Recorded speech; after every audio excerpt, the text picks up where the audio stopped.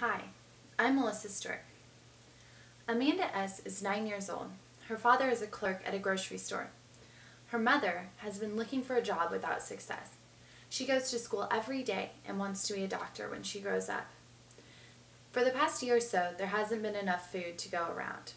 She notices that often her parents don't eat dinner with her and her big brothers. Sometimes, no one eats dinner at all.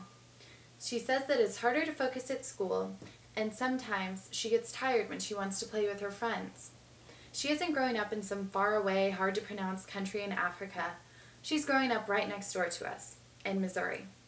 In fact, according to Feeding America, as published last June, Missouri is in the top 5 states in the nation with the highest rate of food-insecure children. Hunger problems are occurring across the United States, with 17 million children suffering each year. Today, I will be talking about the problem of hunger in children in the Kansas City area. I am a credible speaker because I have researched this topic thoroughly. This speech is important for you because it brings to light the hunger problem and identifies how to help. My hope is that by the end of this speech, you'll want to support programs that help children. My first main point discusses how widespread poverty is becoming in the Kansas City metro area. My second point focuses on the impacts hunger has on children's lives.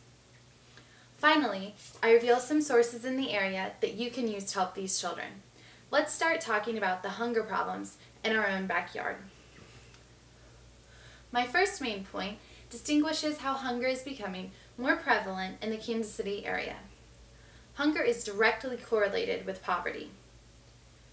The Kansas City metro has 210,500 families living in poverty, according to Amanda Lowe in a recent NPR interview on the 14th of October.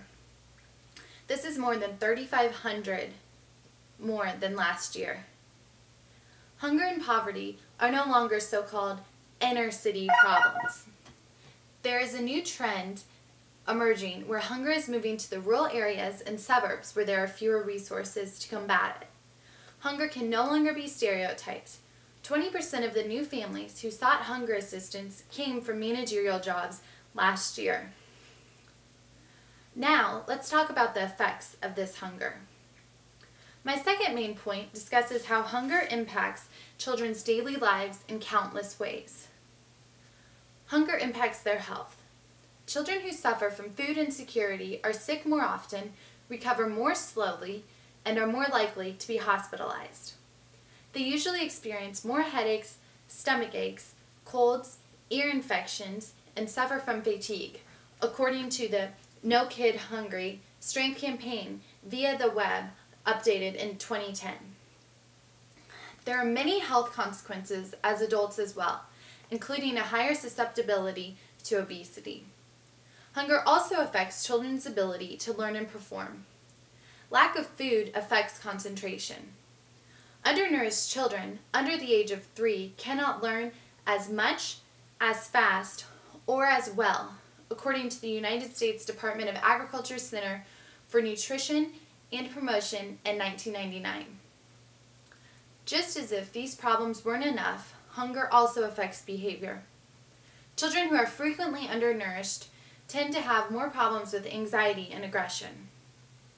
Hungry teens are more likely to be suspended from school and also frequently have problems getting along with others. You may feel discouraged after hearing this, but here's how you can help. My third and last point talks about how, fortunately, there are easy ways to help solve this problem. Many people assume that the government programs that are set in place are solving the hunger problem, which is a completely reasonable assumption. However, many programs, like the USDA's Food and Nutrition Assistance Program, or SNAP, which stands for the Supplemental Nutrition Assistance Program, formerly known as food stamps, are set in place. In fact, nearly half of American children will receive SNAP benefits at some point in their lives. This is according to the April 2009 Food Assistance Landscapes Annual Report by the United States Department of Food and Nutrition Service. However, sometimes these programs aren't enough. There are problems with government assistance. We need an increase in public awareness of these programs. Many of these programs rely on community assistance. One nonprofit organization in the Kansas City metro area is called Harvesters. Harvesters collects and distributes food and household products into the community. They also offer educational programs to inform the community. There are many ways to help. The easiest way is for you to right now pull a $1 bill out of your wallet. Harvesters can turn this $1 into 5 meals.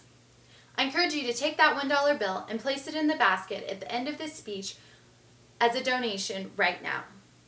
Harvesters also collects food and is currently in desperate need of fruit and vegetables that are canned. I will provide drop-off locations for these following this speech.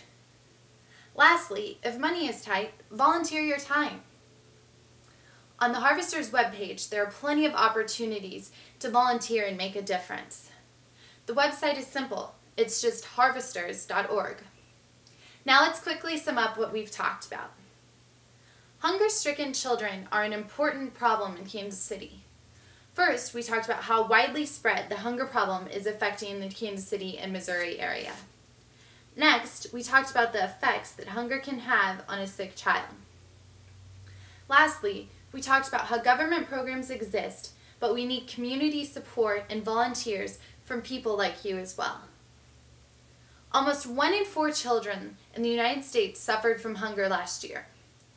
Please donate your time or resources online at harvesters.org or in person today. The children will thank you.